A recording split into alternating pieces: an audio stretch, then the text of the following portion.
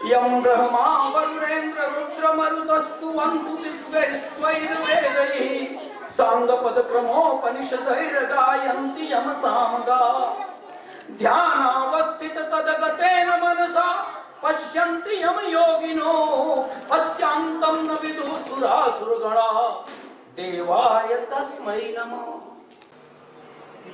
और सीढ़ी से ऊपर चढ़ी, कुछ ऊंचे थे देखो, दवाखाना का मालिक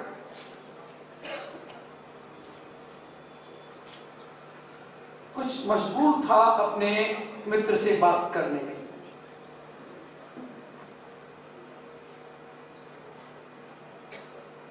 तो लड़की ने कहा,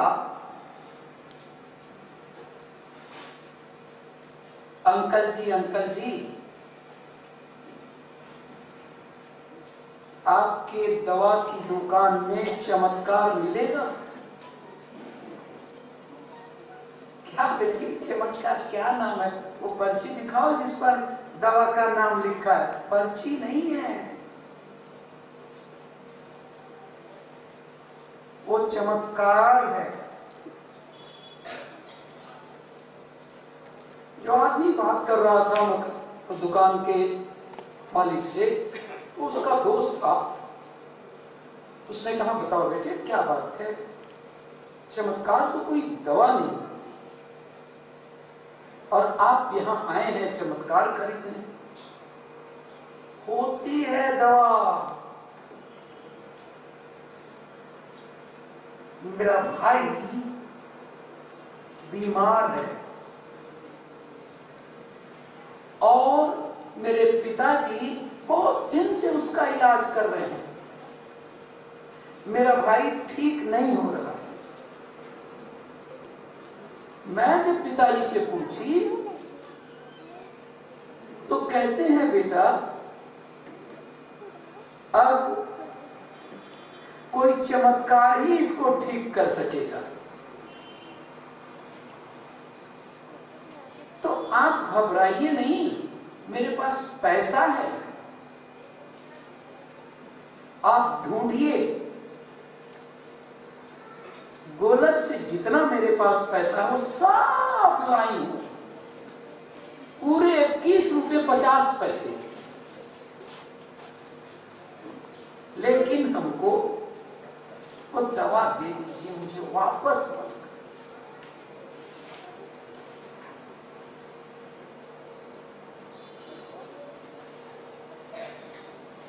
जो आदमी मेडिकल के मालिक से बात कर रहा था, उसने कहा, मेरे पास है चमत्कार।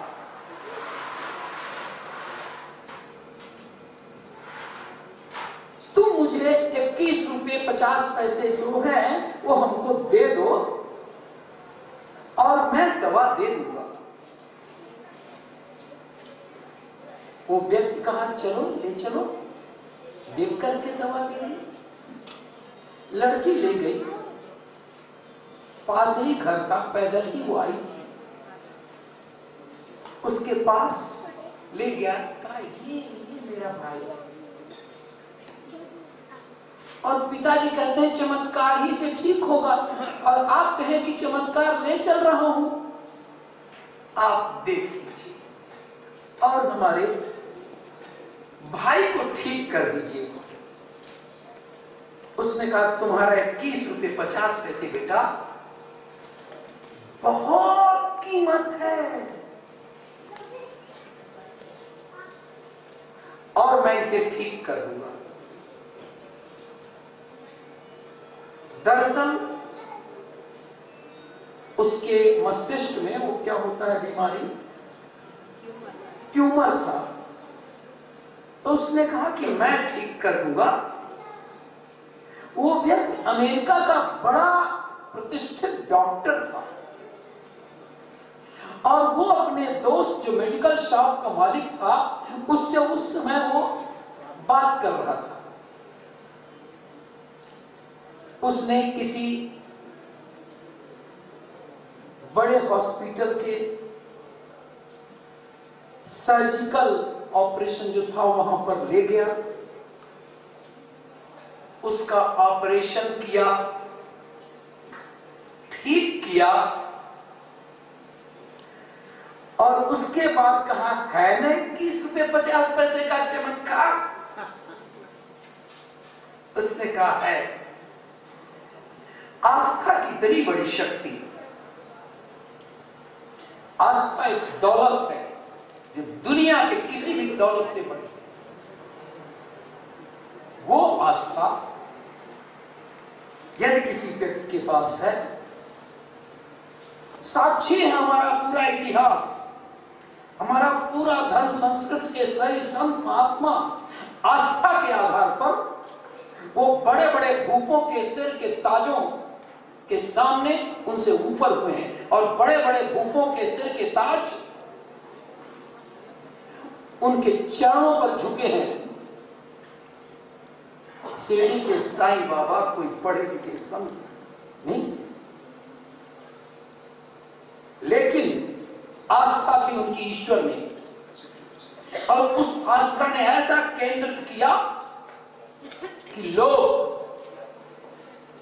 हजारों हजार लोग, बड़े बड़े भूपति, बड़े बड़े धनवान, और जाकर के लाइन में रहते हैं, 4-4 घंटे रहते हैं, और उस अनाड़ी, उस व्यक्ति के मूर्त का दर्शन करके धन्य हो जाते हैं। आस्था इतनी प्रबल है। तो मैं, लोग क्या समझे हैं, लोग, हो सकता है कोई सोच रही कहां से बीच में घुस गई, हो सकता है किसी ने कि ऐसे तो गाने तो सब गा लेंगे, लेकिन ऐसी आस्था नहीं होगी जिस आस्था के साथ आप वहां पहुंचे हैं। वो आस्था का ज्ञान है।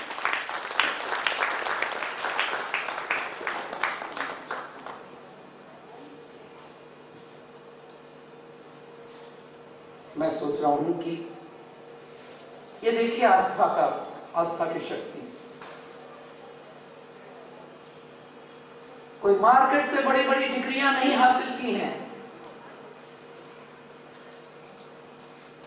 लेकिन ये समझ रही हैं ईश्वर है, और उस ईश्वर को जब मैं सिर झुकाऊंगा तो वो झक मार के मेरी बात सुनेगा जी। और यही लोग अगले जन्म में हमारे इस गद्दी पर रहेंगे, और हम कहीं इधर पीछे के सीट पर बैठेंगे, क्योंकि बड़े निर्मल हैं ये लोग। एक ही बात जानते हैं कि ईश्वर है, और वो मेरी बात सुन रहा है। मैं बोल नहीं पाता हूं, ये लोग सामने रहते हैं और आई कांटेक्ट हो नहीं पाता, फिर भी मुझे बड़ा अच्छा लगता है। यही तो मातृशक्ति है इस देश की, जो देश की संस्कृति को जीवित किए हुए।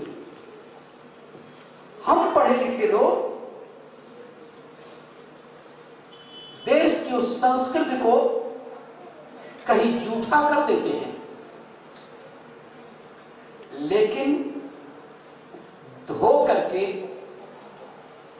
उस चदरिया को, जिसको कबीर दास जी ने ओढ़ा था, ओढ़ के मैली कीनी चदरिया, ये लोग धो देते हैं, और हम इनके पुण्य से कृतार्थ हो जाते हैं। क्या समझते हैं ये लोग? लेकिन हाथ जोड़ करके जब भगवान श्री कृष्ण के आगे रहते हैं, सामने होते हैं, तो ऐसा लगता है यही समझते हैं हम तो नादान और अनाड़ी।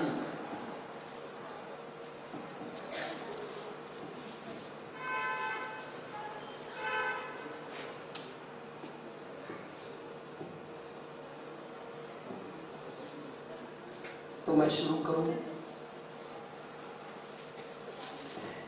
यं ब्रह्मा वरुणेन्द्र रुद्र मरुतस्तुवन्तु दिव्यैस्त्वैरवेदैः साङ्गपदक्रमोपनिषदैर् गायन्ति यम सामगा ध्यानावस्थित तद्गतेन मनसा पश्यन्ति यम योगिनो अशांतम न विदुः सुरासुरगणा देवाय तस्मै नमः।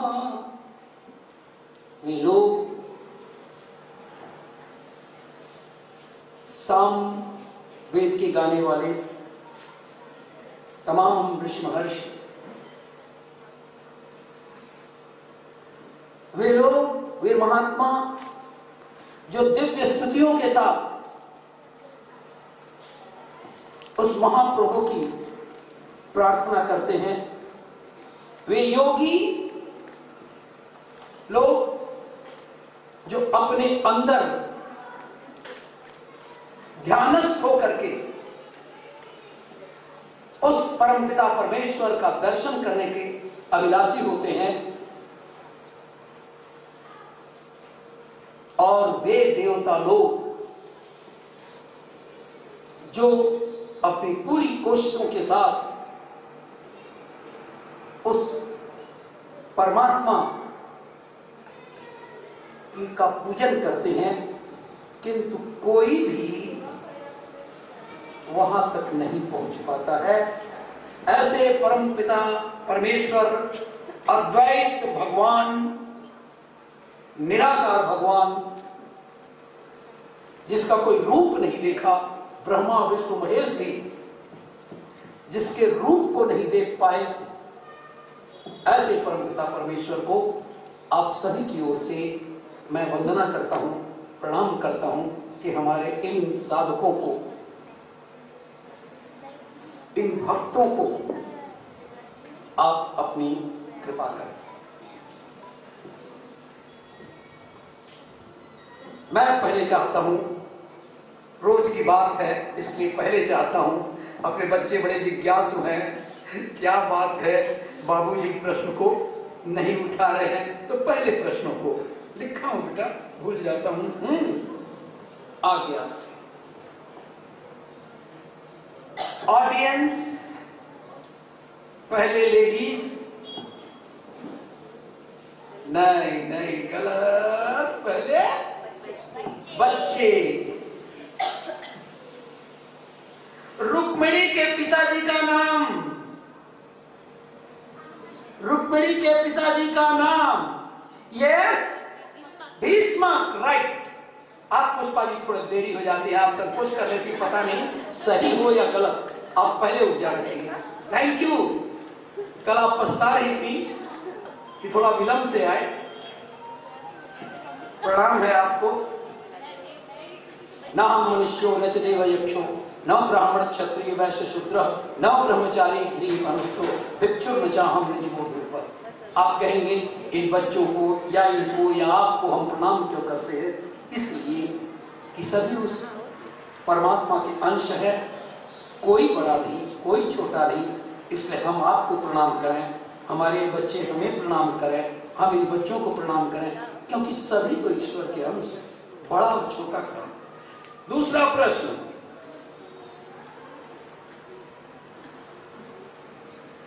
प्रद्युम्न के पत्नी का नाम, अब नो, हाँ, yes, the last, no my child, yes, Mayawati, right. अंततः आप मायावती, बहुत सुंदर, बहुत सुंदर। लेकिन that lady also had told, Rati का है ना, अरे आपका हिस्सा बनता है। रति और मायावती दोनों, वस्तुतः रति थे, उसने मायावती के रूप में अपना वेश, बहुत सुंदर।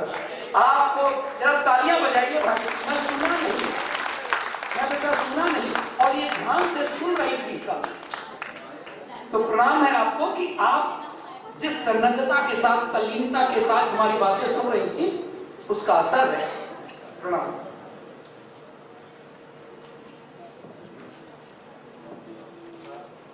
हमारे बच्चों को कुछ नहीं पाए।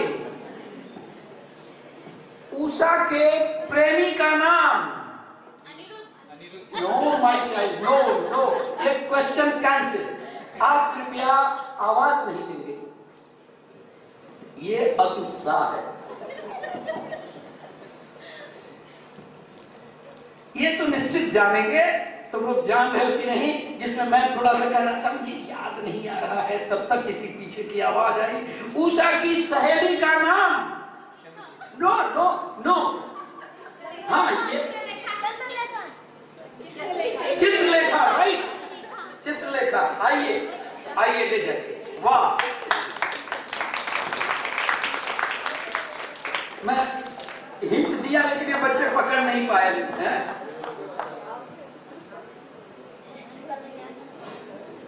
नेक्स्ट,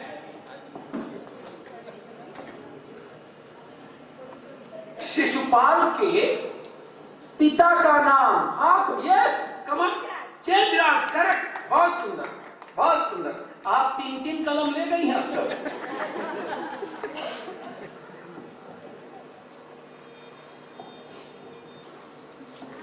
तो बात कल चल रही थी उषा और अनिरुद्ध के मिलन का, और कल चर्चा नहीं हो पाई थी पूरी, समय कम था। उषा के पिता का नाम था उषा, जो अनिरुद्ध को ले आई थी। वो बाली के 100 बेटों, राजा बाली के 100 बेटों में सबसे बड़े बेटे थे, नाम था, उनके सबसे बड़े बेटे का नाम था बाणासुर। और जिस जगह पर रहते थे, जिस शहर में रहते थे, जनपद में रहते थे, उसका नाम था सोनितपुर।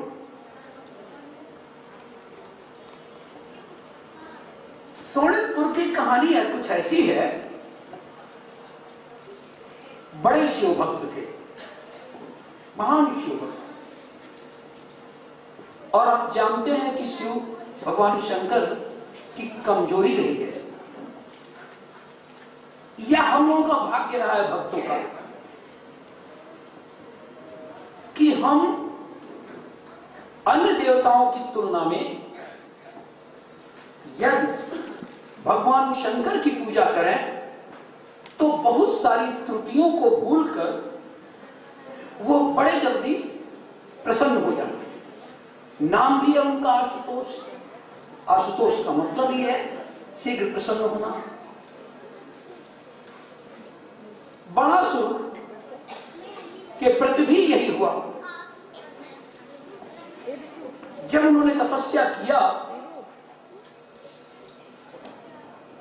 तो भगवान शंकर प्रसन्न हो गए, और विशेषतः तब जब वो तांडव कर रहे थे। जटाटवी गलज्जल प्रवाह पावित स्थले गले वलम विलंबिता भुजंग तुंगमालिकाम डमट डमट डमट डमन निनाद वड्डमर्वयं चकार चंड तांडवं तनो पुनः शिव शिव जटाकटाह संभ्रमो ब्रह्मनिलिं जरी विलोल वीची वल्लरी विराजमान मूर्ति धगत धगत धगत ज्वलल्ललाट पट्टपाव किशोर चंद्रशेखरे रते प्रतिक्षण। बहुत लंबा है, और बचपन से हमको कहा गया कि ये सब याद रखना है, और ईश्वर की कृपा। तो जब वो शिव अपना तांडव नृत्य कर रहे थे तो बाण ने, बाणासुर के यहां पर बाण बोल रहा हूं, बाण ने अपने सहस्त्रों हाथ, 1000 हाथ थे बाणासुर, और 1000 हाथों से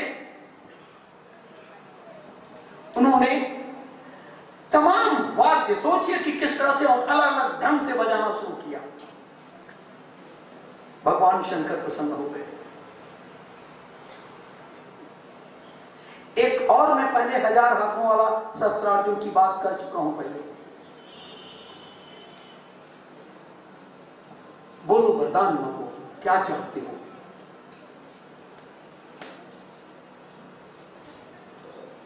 मैं ये चाहता हूं कि आप मेरे घर की रखवाली करें। और भगवान शंकर ऐसे भी नहीं थे जो बात करके कहते तो बहुत हो गया, छोड़ो, तथास्तु तथास्तु। अरे भगवान शंकर ऐसे ही नहीं फंस गए थे भस्मासुर के साथ। भस्मासुर भगाता था और ये भागते थे,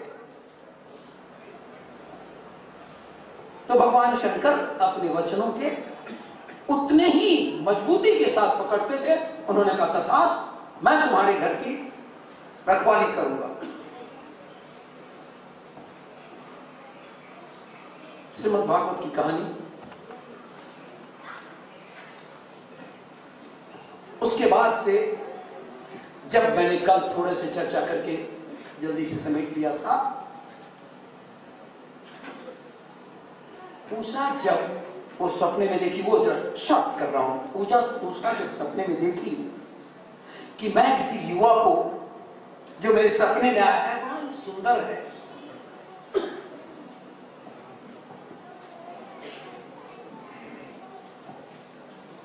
कहां वीडियो चला गया भाई, कैसे हमारा हट जाता है भाई।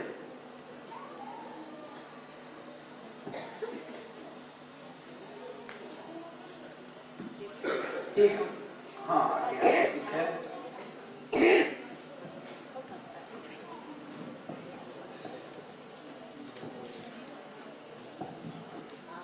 प्रकाश से पूछ लीजिए। नहीं रुकिए मैडम, हाँ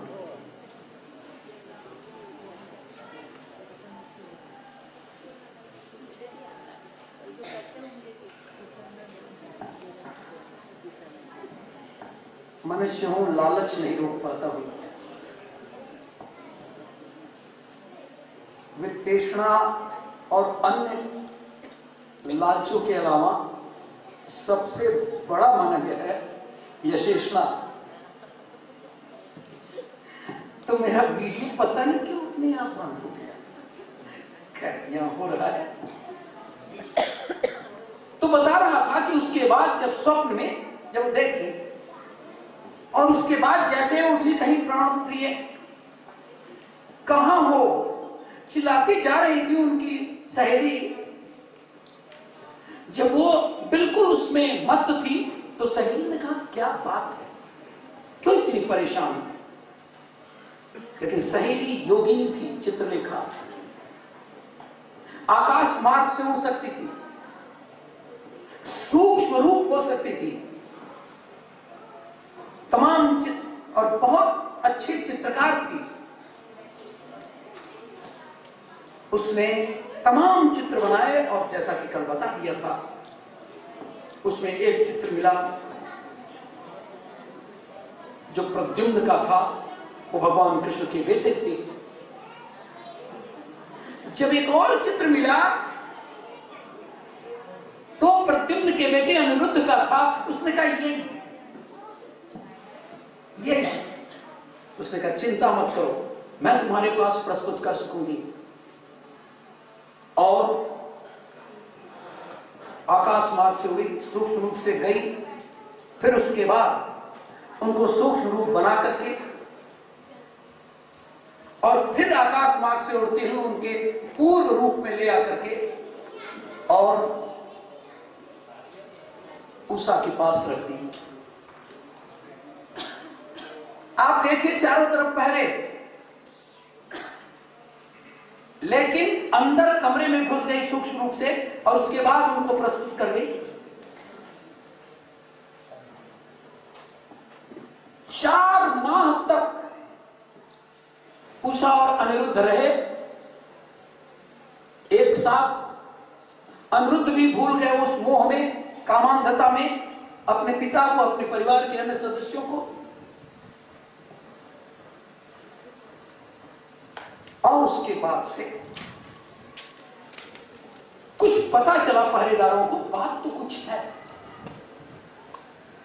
और जब अचानक उनके पिता को बताए और वो घुसे, तो उन्होंने देखा कि उनकी बेटी भी है और वो युवा कुमार भी है, लेकिन वो बेटा प्रद्युम्न का था, भगवान कृष्ण का पौत्र था, महान बहादुर था। युद्ध हुआ दोनों में, बाणासुर और अनिरुद्ध में। बाणासुर के पास अगर नागपाश का ज्ञान नहीं होता, एक अतिरिक्त उनके पास शक्ति नहीं होती, तो वो जीत सकता था, कुछ नहीं कर सकते थे। लेकिन नागपाश में बात करके ले गया। तब तक नारद जी जा करके बताते हैं, अरे आपका बेटा अनिरुद्ध, आपका पौत्र अनिरुद्ध बाणासुर के यहां कैद है। पूरी शक्ति के साथ कृष्ण अपनी पूरी ताकत के साथ, सैन्य बल के साथ, प्रद्युम्न अलग, बलराम अलग, 8 अक्षौहिणी सेना अलग, और आक्रमण कर देते हैं। लेकिन कमजोर नहीं था। यदि मान भी लिया जाए कि बाणासुर कमजोर था, प्रद्युम्न, भगवान कृष्ण और बलराम के मुकाबले में तो नागेंद्र बाबू अनिरुद्ध के पास, ये बाणासुर के पास भगवान शंकर थे।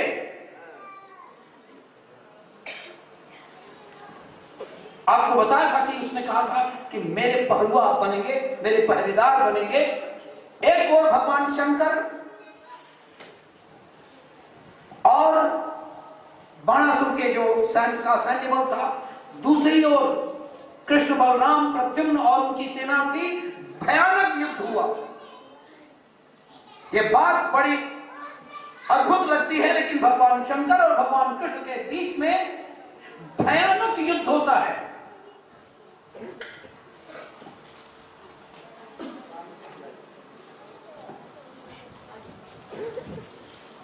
और उस युद्ध में यदि कृष्ण के पास सारंग धनुष था,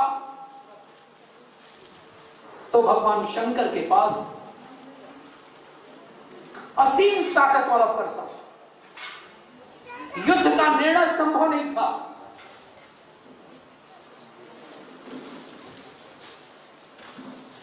Both great gods were fighting. उसमें लेकिन भगवान कृष्ण तो मायावी, लीलावी भगवान भोलेनाथ के का तो स्ट्रेट सही सीधा युद्ध था। आप जानते हैं महाभारत किसी ताकत के बल पर नहीं जीता गया पांडवों के द्वारा, वो कृष्ण के कौशल था। और उन्होंने एक जिम्भ्राण मंत्र होता है जो कृष्ण के पास ही पता था। उन्होंने जब उस मंत्र का उच्चारण किया, उसके मंत्र को साधा विमंत्रित किया, तो भगवान शंकर को जम्हाई आने लगी। और जब जम्हाई आने लगी तो अब वो उनके पास वो शौर्य बल नहीं रहता था, वो किनारे होते थे जम्हाई, और ये जम्हाई कंटिन्यू। और इसी बीच में बाणासुर कमजोर पड़ गया। बाणासुर जब मारने की स्थिति में आए तो बाणासुर ने कहा, हम क्यों मार रहे हैं?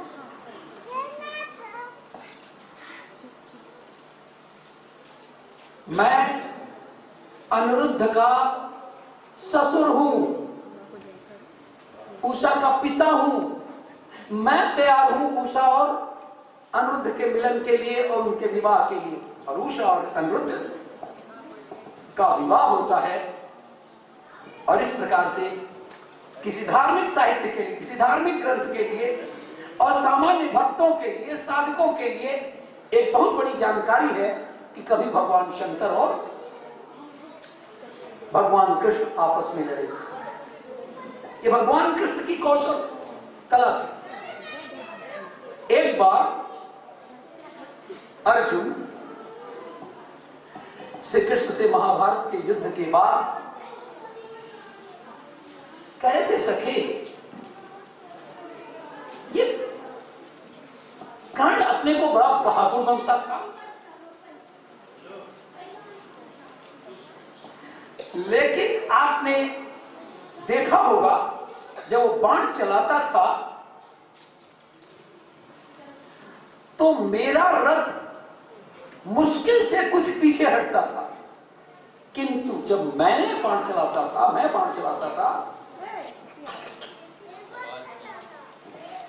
तो कर्ण का रथ बहुत दूर चला जाता था।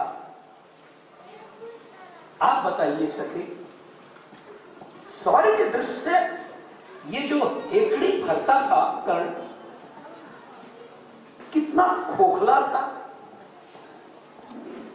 कृष्ण ने कहा, अर्जुन आप उतर जाइए नीचे,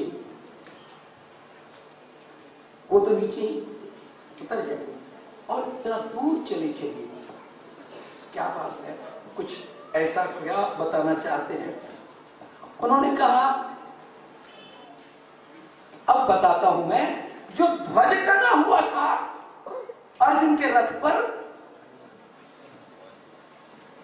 जिसे कृष्ण जिसके सारथी थे उसको उतार दिया गया, और जैसे ही उतारा उसमें जुटे हुए चारों घोड़े भस्म हो गए और एक भयानक विस्फोट के साथ रथ राख में बदल गया। उसने कहा कि कर्ण आपसे कई गुना बहादुर था, बड़ा भाई था आपका।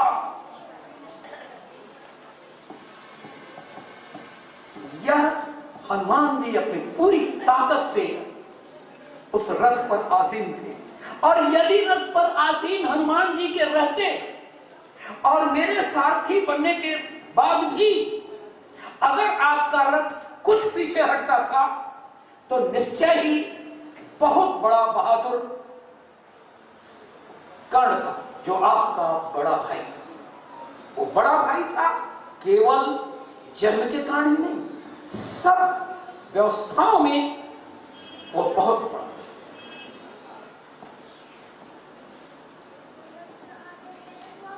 महाभारत का युद्ध हो चुका था और भीष्म बाण शैया पर थे।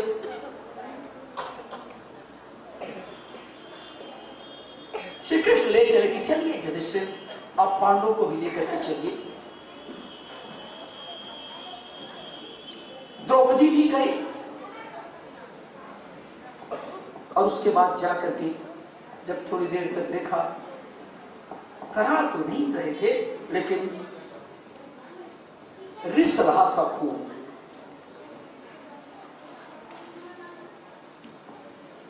द्रौपदी ने कहा,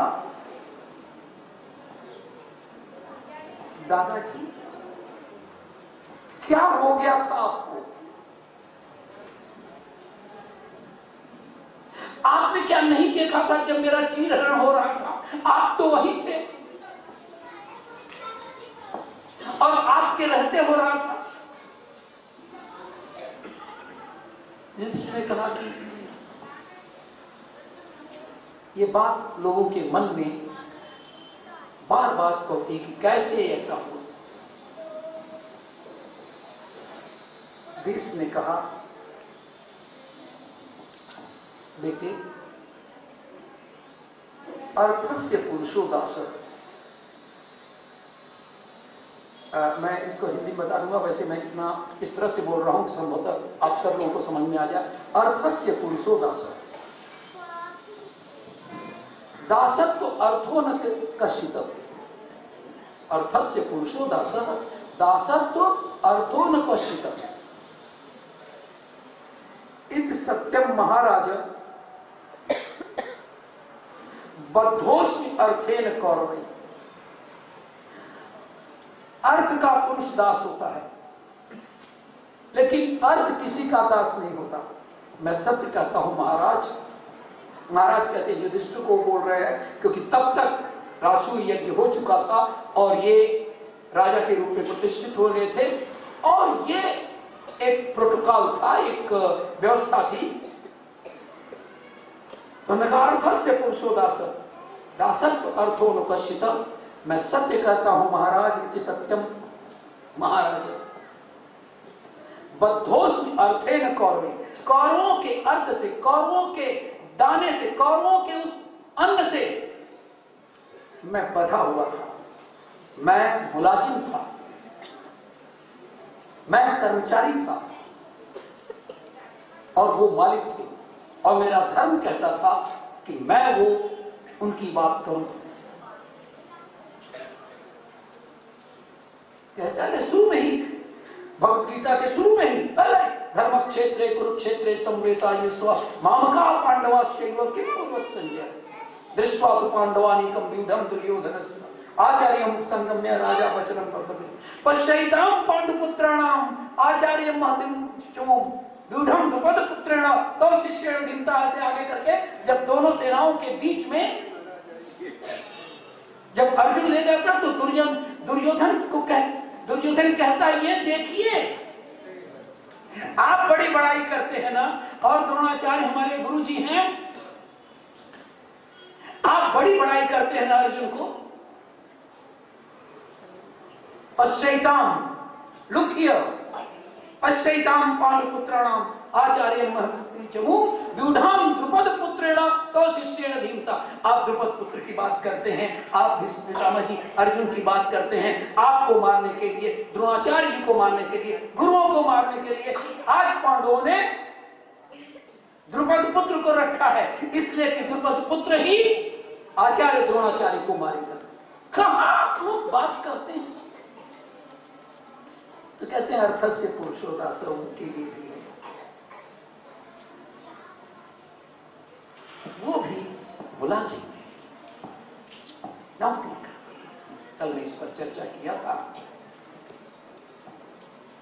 लेकिन एक बात आप सबको बता दूं कि धर्म युद्ध था वो। एक बार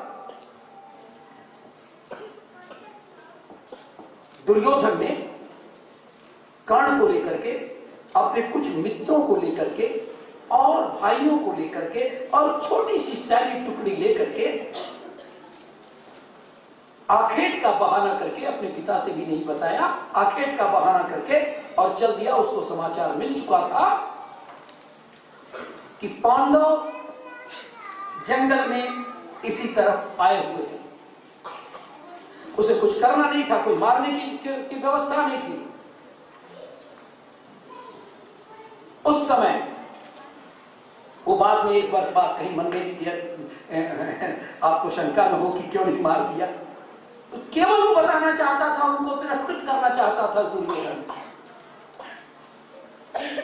और दुर्योधन ने जब आकर के पास आया तो कहा जरा नहा धो लिया जाए, नदी में स्नान कर लिया जाए, तब चलते हैं, बात सबको चले। और उसके बाद से